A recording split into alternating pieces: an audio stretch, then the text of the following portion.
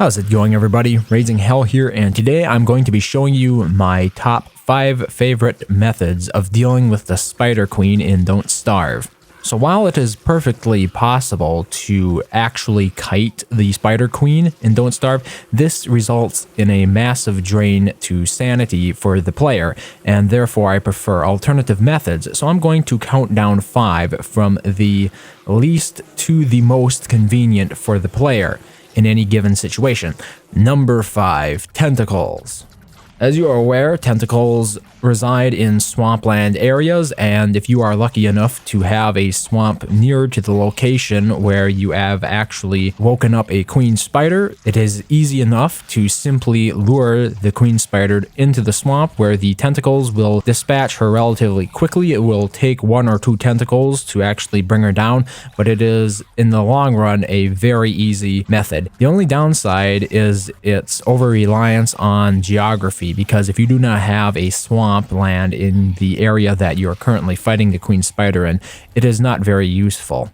Number 4, the lure plant. Now, as you're probably aware, the lure plant has many uses, and one of those happens to be killing the spider queen, and this is because the eye plants that the lure plant spawns have a very quick regeneration rate. So even though the queen spider can attack them and destroy them in one hit, as well as her minions that she spawns, they will be replenishing before she can actually get rid of all of them if you lure her right into the center of the plant. This works especially well if you have a cobblestone path leading up to the lure plant, because after the lure plant has killed off the queen spider, you can simply attack and destroy the lure plant, and it will yield to you all the goods that the queen spider dropped. Number 3, bees. Now, bees in Don't Starve are found in many various forms. For example, you have the general run-of-the-mill beehive, then you have the killer bee, which is a hyper-aggressive version of a regular bee that has its own special hive, and then you also are able to capture and store bees inside of a trap. So they're very versatile overall, and you can usually use them year-round. It depends upon the exact situation, but they're generally very useful for taking down bosses in very varied situations. You're not going to be limited by the landscape as you might be with a lure plant or the tentacles, both of which are stationary. Now, bee trap, they're stationary as well, but as I pointed out, you can use a bee trap, plant it in the ground, and then when the spider queen walks over it, they will be released and begin attacking her.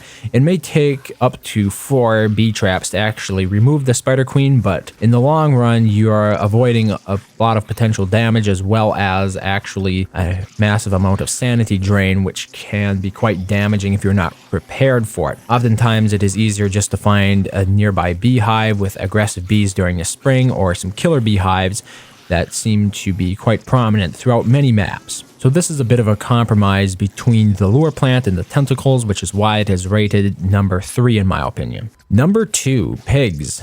Pigs are also stationary, which means that you will not be able to actually choose your battles quite as easily as perhaps with the bees and the bee traps, but they are highly reliable. If they see a spider within their range, they will immediately aggro onto it, and given their fighting style, which is a bit of the kiting method, it means that they last in combat much longer than most of these other various mobs would. So, for example, a pig will go in for a hit on the spider and then dash back out before the spider can attack back. This means that pigs stay around a long time, and also the fact that pigs and the actual characters that you play in the game make very good companions means that you will likely at least have one village of pigs nearby, and hopefully you can bring the spider down there. If that is not the case, simply ally with a couple of pigs by feeding them some meat and have them tag along after you, and they will do a good deal of the damage, at least for you, before they get killed by the queen spider.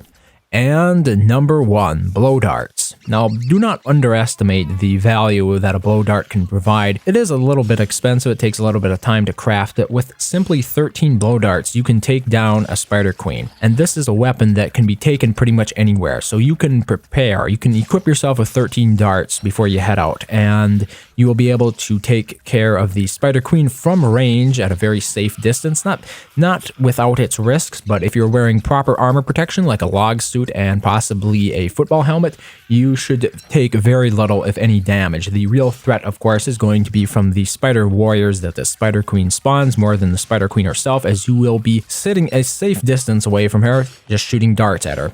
And this is probably one of the quickest methods, as well as one of the most convenient methods. For one reason, range, you stay away from the spider queen, and number two, it only requires 13 hits of the blow darts to actually destroy the queen, just kill her outright. And those darts can be fired off in a relatively short amount of time. So this is overall my favorite.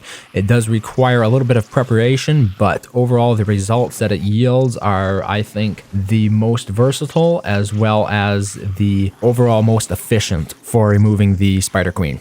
So anyway, those were my top 5 favorite methods of dealing with the Spider Queen, but I understand Don't Starve is a vast game, and there are multiple ways of achieving an end result, so let me know what your favorite method is to kill the Spider Queen in the comments section below. Anyway, thank you very much for watching as always, and I hope to see you next time.